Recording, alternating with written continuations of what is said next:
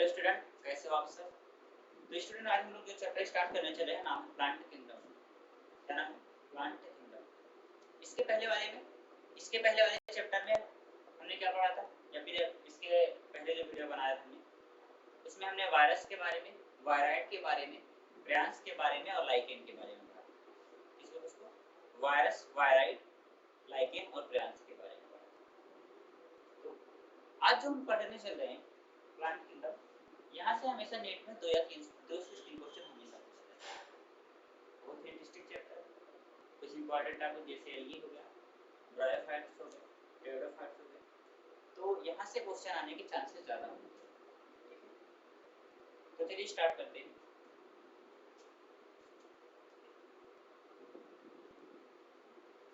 सबसे पहला हमें जो ध्यान देना है 5 किनल क्लासिफिकेशन। 5 किनल क्लासिफिकेशन को देने वाले साइंटिस्ट का नाम था आरएच व्हिटेकर। मैंने बार-बार बताया इस चीज़ को कि 1969 में आरएच व्हिटेकर ने 5 किनल क्लासिफिकेशन सिस्टम बनाया, जिसमें इन्होंने किसको इंक्लूड किया था? मोनेरा को, प्रोटिस्टा को, फंजाई को, प्लांटी को और एनिमलिया को। हम किंगडम प्लांटी को प्लांट किंगडम के नाम से आप पढ़ते चलते हैं। तो चलिए देखते हैं। RH Whittaker when he suggested that the 5 kingdom classification, the 5 kingdom classification system का इनका क्या था? Monera, Protista, fungi, Animalia and plant. जो 5 किंगडम क्लासिफिकेशन सिस्टम था आरएच व्हिटेकर का क्या होता है? मोनेरा, प्रोटिस्टा था, फंजाई था, प्लांटी था और एनिमलिया। ठीक है, किंगडम प्लांटी को प्लांट किंगडम के नाम से जानते हैं और किंगडम एनिमलिया को एनिमल किंगडम के नाम से जानते हैं। ओके, तो चलिए आगे देखते हैं। We must state here that our understanding of the plant kingdom has changed over time. जो प्लांट किंगडम है स्टूडेंट, प्लांट किंगडम में समय समय पर बदलाव होते हैं और समय समय पर चेंजेस होते भी हैं। तो चेंजेस होने से हमने पाया क्या कि देखिए, fungi members of the Monera and Protista having cell wall, इन सब के पास सेल वॉल होती है। फंजाई के पास, मोनेरा के पास, प्रोटिस्टा के जिन मेंबर के पास सेल वॉल होती है। Now have been excluded from planting. अब हमने इसको प्लांट किंगडम से निकाल दिया है। किसको? मोनेरा को, प्रोटिस्टा को और फंजाई को। और ध्यान देना, प्रोटिस्टा के सभी मेंबर को नहीं, प्रोटिस्टा के कुछ मेंबर को हमने प्लांट से निकाल दिया। इसलिए कि पहले हम जब लिनियस के सिस्टम की क्लासिफिकेशन की बात करें, लिनियस के टाइम की बात करें, जब इन्होंने लिनियस के क्लासिफिकेशन सिस्टम बनाया था, तो इन्होंने क्या किया था कि जिनके पास सेल वॉल होती थी, लिनियस ने जो क्लासिफिकेशन सिस्टम बनाया था इसी बेसिस पर बनाया था कि जिनके पास सेल वॉल होती थी उन्हें कहाँ रख दिया जाता था? उन्हें प्लांटी में रख दिया जाता था। अब हमने मोनेरा को, प्रोटिस्टा को और फंजाई को, प्रोटिस्टा के कुछ मेंबर को जिनके पास सेल वॉल होती है, अब हमने प्लांट से अलग कर दिया, ठीक है। तो earlier classification placed them in the same kingdom. जो पहले के क्लासिफिकेशन, पहले के मतलब बोले तो लिनियस के टाइम की बात करें, लिनियस ने क्या किया था कि जिनके पास सेल वॉल होती थी सबको प्लांटी में रख दिया था। लेकिन अब हमने क्या किया है कि मोनेरा को, फंजाई को, प्रोटिस्टा को किंगडम प्लांटी से निकाल दिया, okay. So the cyanobacteria that also referred to as Bleugrine algae, not algae anymore. Cyanobacteria को ब्लूग्रीन एल्गी बोलते हैं। क्या कोई एल्गी नहीं है बल्कि एक मोनेरा का सदस्य है, नाम भले cyanobacteria, but this is not algae, यह एल्गी नहीं है, यह मोनेरा का एक मेंबर माना गया। हाँ, तो अब हम यहाँ पे ये जानेंगे कि प्लांट में हमने लिया किसको, किंगडम प्लांटी में हमने लिया किसको। देखिए तो ध्यान दीजिएगा, algae, bryophyta, pteridophyta, gymnosperms and angiosperm under planting. हम किसको किसको प्लांट मानते हैं? एल्गी को, ब्रायोफाइटा को, टेडो को, टेडो, जिम्नोस्पर्म और एंजियोस्पर्म, एंजियोस्पर्म। इन सबको हम किंगडम प्लांटी में रखते हैं या प्लांट किंगडम मानते हैं। ठीक है, अभी हमने प्लांट किंगडम से किसको किसको निकाला? प्लांटी से किसको किसको निकाल दिया? मोनेरा को, प्रोटिस्टा को और फंजाई। प्रोटिस्टा के कुछ मेंबर, प्रोटिस्टा के कुछ मेंबर है किंगडम प्लांटी से निकाल दिया। ओके, यहां तक कोई प्रॉब्लम नहीं। हम प्लांट में रखते किसको किसको हैं? एल्गी को, ब्रायोफाइटा को, टेरिडोफाइटा को, जिम्नोस्पर्म को और एंजियोस्पर्म को हम कहां रखेंगे? किंगडम प्लांटी में। ओके, तो एक तो था हमारा 5 किंगडम क्लासिफिकेशन सिस्टम, उसके बाद भी बहुत सारे सिस्टम आए। उनमें से कुछ सिस्टम के बारे में आज पढ़ने चल रहे हैं।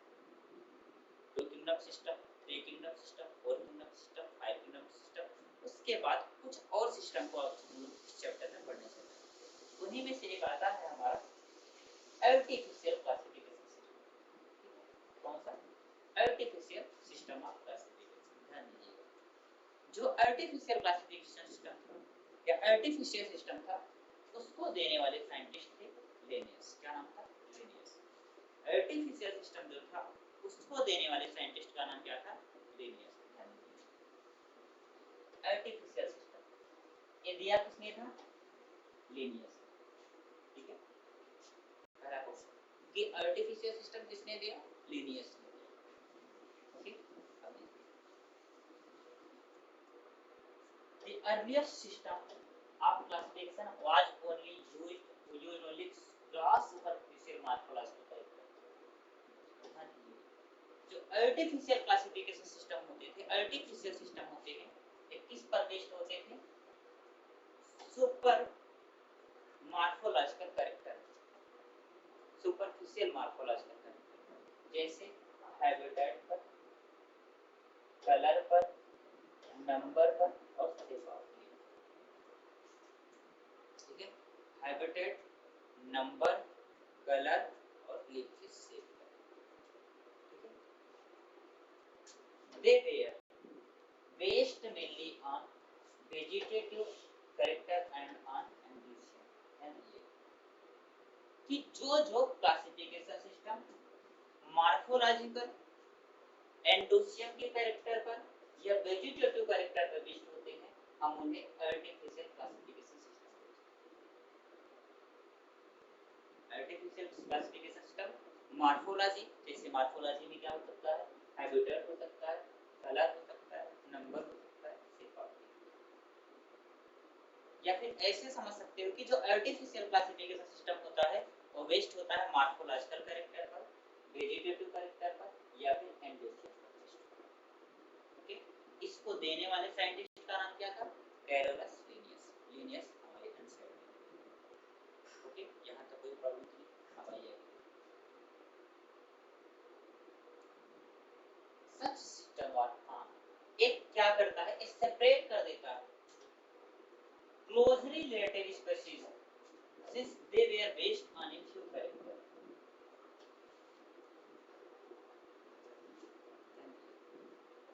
कि ये बेस्ड होता है एक किसको से कुछ क्लोजली रिलेटेड स्पीशीज को आर्टिफिशियल क्लासिफिकेशन सिस्टम जो है वो सेपरेट कर देता है। क्या कर देता है? अलग कर देता है।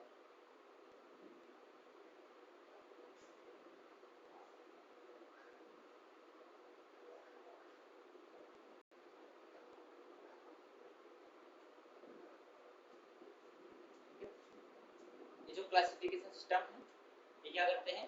क्लोजली रिलेटेड स्पीशीज को क्या कर देते हैं? सेपरेट कर देते हैं। क्यों क्यों सेपरेट कर देते हैं? इसलिए सेपरेट कर देते हैं कि क्योंकि ये बेस्ड होते हैं फ्यू कैरेक्टर। ठीक है, किस पर बेस्ड होते हैं? Few character. कुछ कैरेक्टर पर बेस्ड होता है। जो आर्टिफिशियल क्लासिफिकेशन सिस्टम होता है किस पर बेस्ड होता था? मार्फोलॉजिकल कैरेक्टर में कौन आता था? हैबिटेट, कलर, नंबर और शेप ऑफ द पार्ट या वेजिटेटिव या एंडोसियम स्ट्रक्चर बेस्ड होता है। अब देखिए इस किसको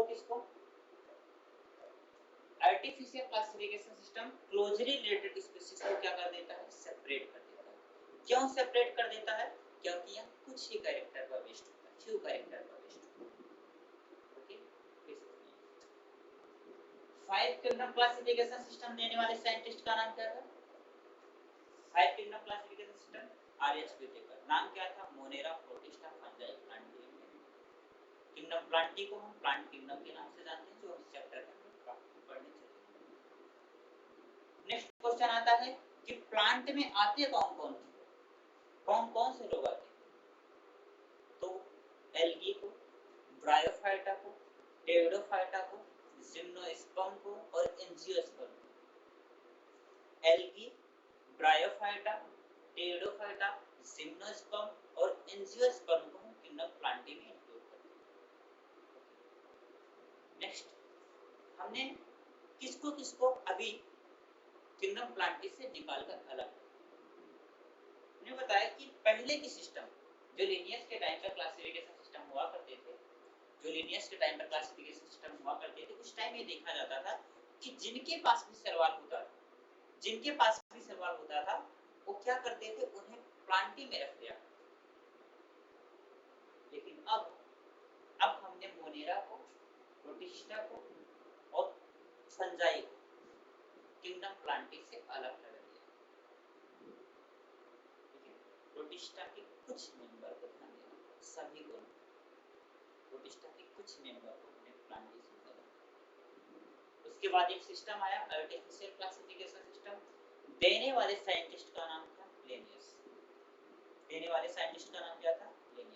ये बेस्ड होते हैं मार्फोलॉजिकल कैरेक्टर पर या एंडोसियम कैरेक्टर पर या फिर वेजिटेटिव कैरेक्टर। मार्फोलॉजिकल कैरेक्टर में कौन कौन आते हैं? जैसे हैबिटेट आएगा, नंबर आएगा, कलर आएगा या लीफ ऑफ शेप आएगा। उसके बाद जो नेक्स्ट क्लासिफिकेशन सिस्टम नेक्स्ट और एक पॉइंट ध्यान दीजिए कि आर्टिफिशियल क्लासिफिकेशन सिस्टम है ये क्या करता था कि क्लोजली रिलेटेड स्पीशीज को अलग कर देता था। क्यों अलग कर देता था? क्योंकि हम बेस्ड होता है फ्यू कैरेक्टर। इस पर बेस्ड होता है फ्यू कैरेक्टर।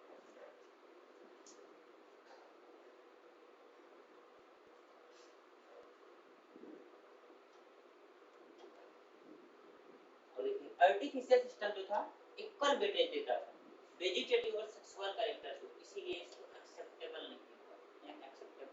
नहीं हुआ। क्यों? क्योंकि vegetative characters are more easily affected by environment. क्योंकि जो वेजिटेटिव कैरेक्टर होता है एनवायरनमेंट से बहुत जल्दी अफेक्टेड हो जाता है। वेजिटेटिव आर्टिफिशियल क्लासिफिकेशन सिस्टम, ठीक है, आर्टिफिशियल क्लासिफिकेशन सिस्टम क्या करता था? इक्वल इंपॉर्टेंस देता था वेजिटेटिव और सेक्सुअल कैरेक्टर को, इसीलिए एक्सेप्टेबल नहीं हुआ। क्यों? क्योंकि जो वेजिटेटिव कैरेक्टर होता है एनवायरनमेंट के द्वारा बहुत जल्दी इफेक्टेड। अब आइए पढ़ना नेचुरल क्लासिफिकेशन।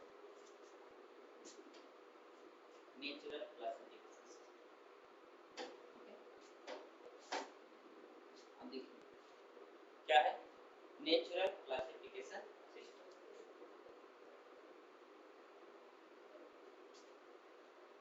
जो नेचुरल क्लासिफिकेशन सिस्टम होता था ये बेस्ड होता है नेचुरल एफिनिटीज। किस पर बेस्ड होता है?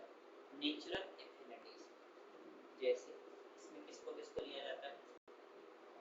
इंटरनल स्ट्रक्चर को, एक्सटर्नल स्ट्रक्चर को, अल्ट्रा स्ट्रक्चर को, एनाटॉमी को, एम्ब्रियोलॉजी को और फाइटोकेमिस्ट्री, इन सबको नेचुरल क्लासिफिकेशन सिस्टम में हमने इंक्लूड किया। अब आइए आगे देखते हैं। पहला क्वेश्चन है कि नेचुरल क्लासिफिकेशन सिस्टम बेस्ड किस पर होता है? Natural affinities. किस पर बेस्ड होता है? Natural affinities. Natural classification system किस पर बेस्ड होता है? नेचुरल एफिनिटीज पर बेस्ड। अब आइए आगे।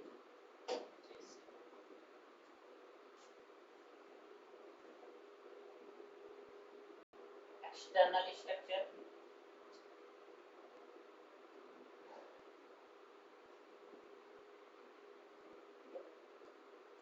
जैसे एक्सटर्नल स्ट्रक्चर, एक्सटर्नल फीचर पर, इंटरनल फीचर पर। इंटरनल फीचर में कौन कौन आते हैं? अल्ट्रा स्ट्रक्चर, एनाटॉमी, एम्ब्रियोलॉजी और हाइड्रोलॉजी। जो नेचुरल क्लासिफिकेशन सिस्टम है वो किस पर बेस्ड होता है? नेचुरल एफिनिटीज पर। जैसे एक्सटर्नल स्ट्रक्चर और इंटरनल स्ट्रक्चर पर। इंटरनल स्ट्रक्चर में कौन कौन आ रहा है? अल्ट्रा स्ट्रक्चर, एनाटॉमी, एम्ब्रियोलॉजी और phytochemistry. Okay, ultra structure, anatomy, embryology और फाइटोकेमिस्ट्री ये किस में आते हैं? इंटरनल। ठीक है, जो नेचुरल क्लासिफिकेशन सिस्टम होता है ये किस किस पर बेस्ड होता है? एक्सटर्नल और इंटरनल स्ट्रक्चर, एक्सटर्नल और इंटरनल स्ट्रक्चर। बोले तो अल्ट्रा स्ट्रक्चर, एनाटॉमी, एम्ब्रियोलॉजी और फाइटोकेमिस्ट्री पर बेस्ड।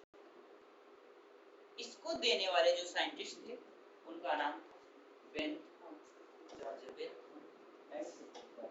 ये दिया गया था फ्लावरिंग प्लांट। जो नेचुरल क्लासिफिकेशन सिस्टम था देने वाले साइंटिस्ट का नाम बेंथम एंड सिल्वर।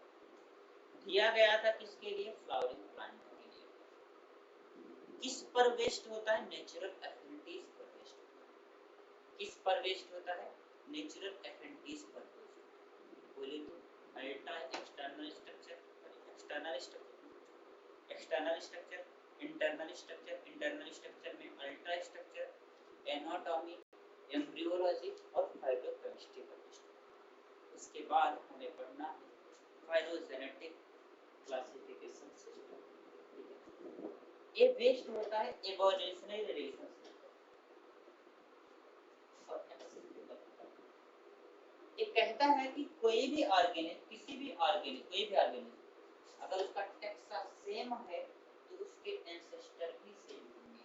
मतलब अगर किसी भी ऑर्गेनिज्म के टेक्सा सेम है तो उसके एंसेस्टर यानी कि उसके पूर्वज भी समान हैं। कौन कहता है? Phylogenetic classification.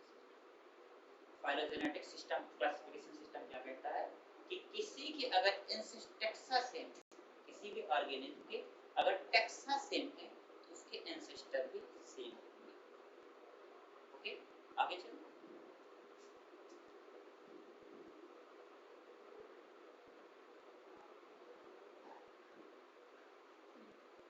यह तब जरूरी होता है हमारे लिए, या फिर फाइलोजेनेटिक क्लासिफिकेशन सिस्टम की रिक्वायरमेंट हमें तब जरूरी होती है, इसकी रिक्वायरमेंट हमें तब पड़ जाती है जब हमारे पास कोई भी फॉसिल रिकॉर्ड ना हो, कोई भी फॉसिल रिकॉर्ड ना हो।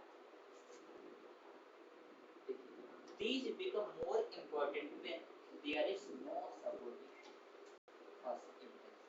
जो फाइलोजेनेटिक क्लासिफिकेशन सिस्टम होता है ये हमारे लिए तब जरूरी हो जाती है जब हमारे पास कोई भी फॉसिल एविडेंस ना हो। तब हम किसका यूज करते हैं? क्या किसकी रिक्वायरमेंट होती है? Phylogenetic classification system, phylogenetic classification system की रिक्वायरमेंट। ओके, अब आइए हमें क्या पढ़ना है? सिर्फ न्यूमेरिकल टैक्सोनॉमी।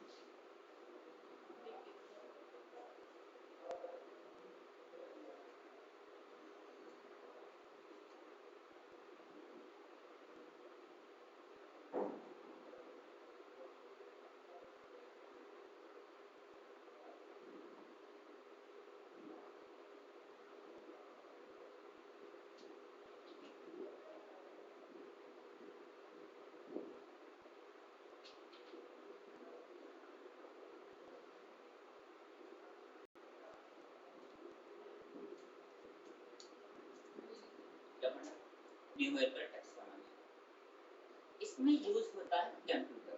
हम इसमें किसका यूज करते हैं? कंप्यूटर। ठीक है, और हर एक कैरेक्टर के नंबर ऑफ कोड, जो न्यूमेरिकल टैक्सोनॉमी होता है इसमें हम किसका यूज कर रहे हैं, कंप्यूटर, और इसमें डाटा की प्रोसेसिंग, और एक बार में 100 कैरेक्टर को लिया जाता है और सबको इक्वल इंपॉर्टेंस दिया। जो न्यूमेरिकल टैक्सोनॉमी होती है इसमें हम कंप्यूटर का यूज करते हैं, इसका यूज करते हैं, कंप्यूटर का यूज करते हैं, और इसमें नंबर और कोड दिया है। अब क्या होता है, और इसमें क्या होता है, डाटा की प्रोसेसिंग, नंबर और कोड देने के साथ साथ उसकी एनालिसिस होती है और डाटा की क्या होती है, प्रोसेसिंग, और हर कैरेक्टर को इक्वल इंपॉर्टेंस दिया जाता है। हर कैरेक्टर को क्या किया जाता है, इक्वल इंपॉर्टेंस दिया जाता है। इसमें न्यूमेरिकल टैक्सोनॉमी, जो न्यूमेरिकल टैक्सोनॉमी होती है इसमें यूज किया जाता है कंप्यूटर, इसका यूज किया जाता है, कंप्यूटर का यूज किया जाता है।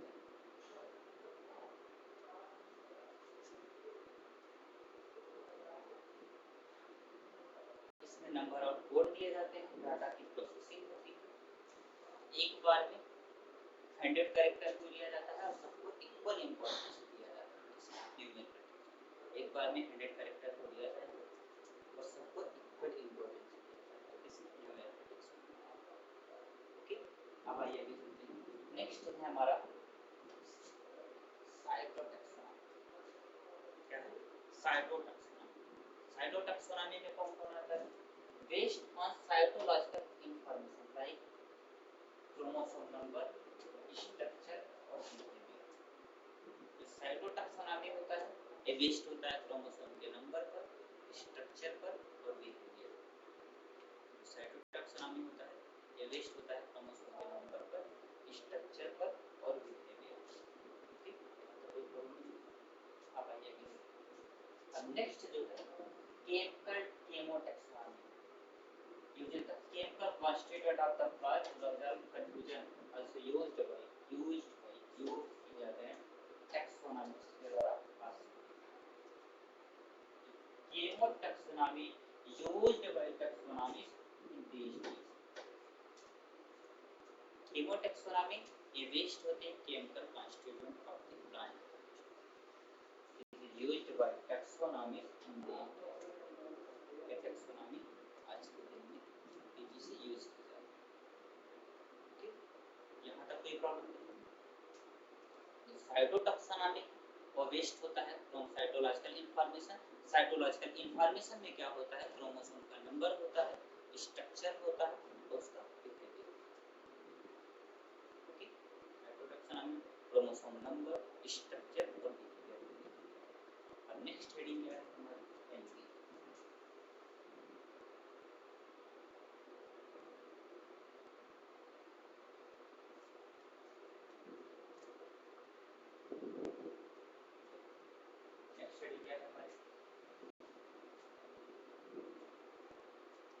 Algae.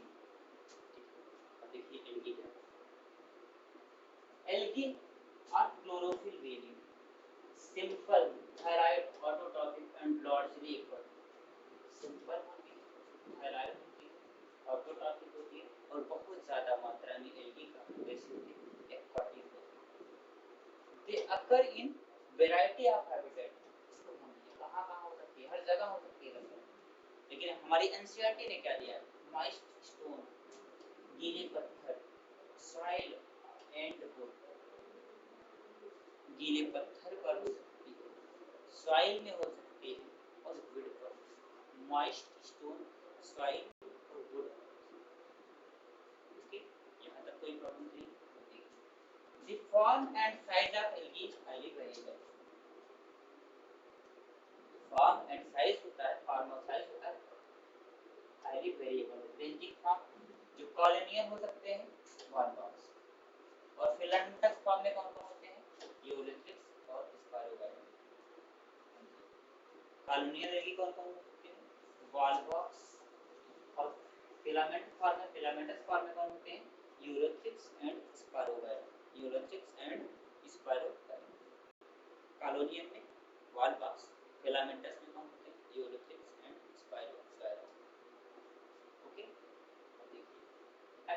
Of the marine form such as kelp, ठीक है। केल्प जो होता है मैसिव प्लांट बॉडी का मतलब विशाल प्लांट बॉडी का होता है। केल्प जो होता है मैसिव प्लांट बॉडी का मतलब क्या होता है, ये विशाल प्लांट बॉडी का मतलब फॉर्म केल्प। जो कॉलोनियल होता है, कॉलोनियल के एग्जांपल क्या होता है, वॉलवॉक्स। फिलामेंटस का एग्जांपल क्या होता है, Ulothrix and Spirogyra, Ulothrix and Spirogyra. Next, the algae reproduce by vegetative, asexual and sexual।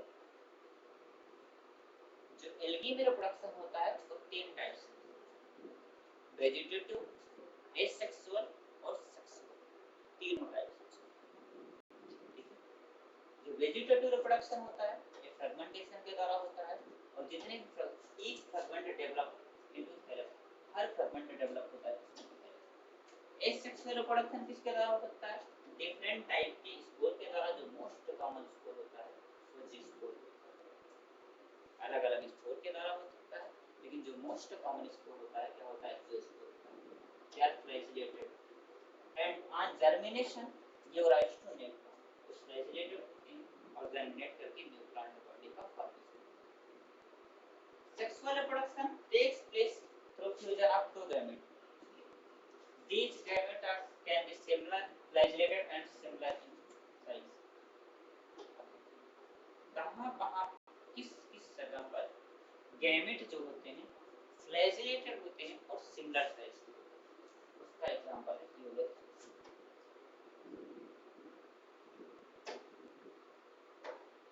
जो यूरेथिक्स होता है, यूरेथिक्स जो होता है, यूरेथिक्स में जो गैमेट होते हैं वो फ्लैजिलेटेड होते हैं और सिमिलर साइज के, कैसे होते हैं, फ्लैजिलेटेड होते हैं और सिमिलर साइज के, अंडरलाइन। और non flagellated similar in size के गैमेट कहाँ होते हैं, स्पाइरोगाइरा। जो गैमेट फ्लैजिलेटेड और सिमिलर साइज के कहाँ होते हैं, फ्लैजिलेटेड सिमिलर साइज के कहाँ पर हो रहे हैं, यूरेथिक्स में पाए जा रहे हैं। और जो नॉन फ्लैजिलेटेड सिमिलर साइज के हो रहे हैं कहाँ पाए जा रहे हैं, ये पाए जा रहे हैं स्पाइरोगाइरा। इसे बोलते हैं आइसोगैमस। जब गैमेट सिमिलर साइज के होते हैं इसे आइसोगैमस कहते हैं, ठीक है, आइसोगैमस। फ्लैजिलेटेड सिमिलर साइज के कहाँ पाए जा रहे हैं, फ्लैजिलेटेड सिमिलर साइज के कहाँ पाए जाते हैं, यूरेथिक्स। कहाँ पाए जाएंगे, यूरेथिक्स। और नॉन फ्लैजिलेटेड सिमिलर साइज के कहाँ होते हैं, स्पाइरोगाइरा। कॉलोनियल एल्गी कहाँ होती है, कॉलोनियल एल्गी कहाँ पर होती है, ये होती है वॉलवॉक्स। फिलामेंटस एल्गी का एग्जांपल क्या होगा, यूरेथिक्स और स्पाइरोगाइरा। क्या क्या, यूरेथिक्स एंड स्पाइरोगाइरा। भाई जब फ्यूजन हो टू गैमेट का एंड डिसिमिलर इन साइज, उसे हम बोलते हैं एनाइसोगैमस। जब दो गैमेट का फ्यूजन हो और दोनों गैमेट डिसिमिलर साइज के, सिमिलर साइज के ना हो, उसे हम क्या बोलते हैं, एनाइसोगैमस। क्या बोलेंगे, एनाइसोगैमस, ठीक है। एनाइसोगैमस का एग्जांपल होता है यूडोराइट।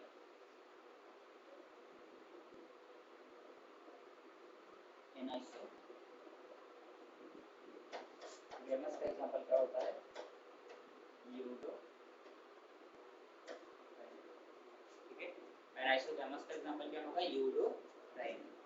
ओके, यहां तक कोई प्रॉब्लम नहीं है, हम next fusion between one large non motile female gamete, non motile female gamete और motile male gamete, smaller motile mail.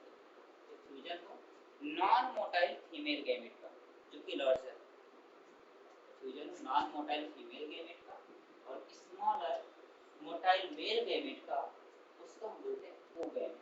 क्या बोलते हैं, ओगैमेस।